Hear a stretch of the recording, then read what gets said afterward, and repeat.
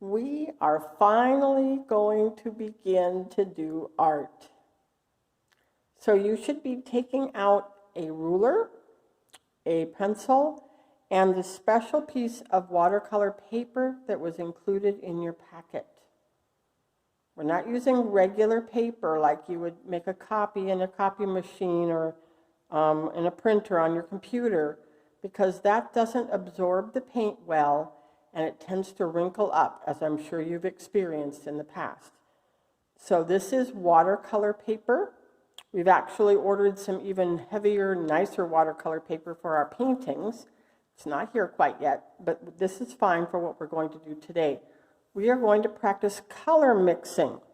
So we're going to begin by preparing our paper. We're going to make a grid that looks like this to put all of our colors on and all of our mixes. So this is how I made this.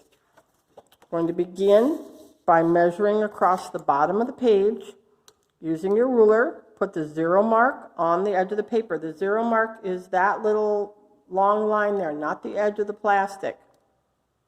Put it there. Make sure it's parallel with the bottom of the paper, not crooked like this. Make it nice and straight. And then we're going to measure, we're going to mark at 1, 2, 3, 4, 5, 6, 7, and 8. We're going to do the same thing at the other end, and then we're going to connect the dots. I'll be back. Okay, you can see I've put 1-inch marks at the top and at the bottom of the paper. Now I'm going to take my ruler and I'm going to connect the dots so that I can get a nice straight line. It doesn't have to go all the way to the edge of the paper. And you can make these lines pretty dark because we're going to want to be able to see them. This is not like map work where you want the lines to be super light. So I'm going to pause the video until I finish this. So now your paper should look like this. Lines every inch all the way down. Now keep the paper going the same direction as it is now.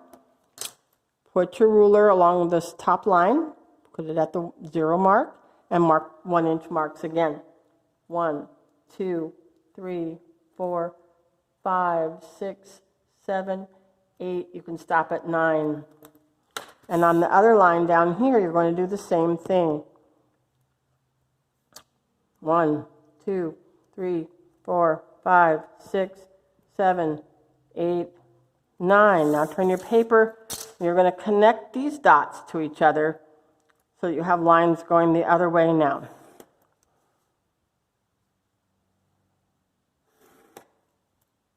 So this is how your paper will look. Right, like that. Now we're going to label these on this side, the colors that are in your paint box. We're not going to put anything in this very top corner box. We're going to start right here. We're going to go in order of how they come in your paint box.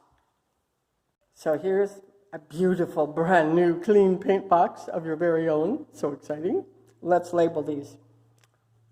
Red, orange, yellow. Print nicely. Go slowly. I'm going fast, so you don't have to stand around and watch me forever, but I also have more practice writing. Blue, purple, brown, and black. Right? And now across the top, we're going to label the same colors. So we're going to have to write a little smaller, probably. Red, orange, etc. So this is how your finished product will look. I finished writing in all the names of the colors across the top again. We have one leftover column, which I may use for something later, but this is what you need to do to prepare your paper for the next lesson this week. I'll talk to you in a little while. Bye.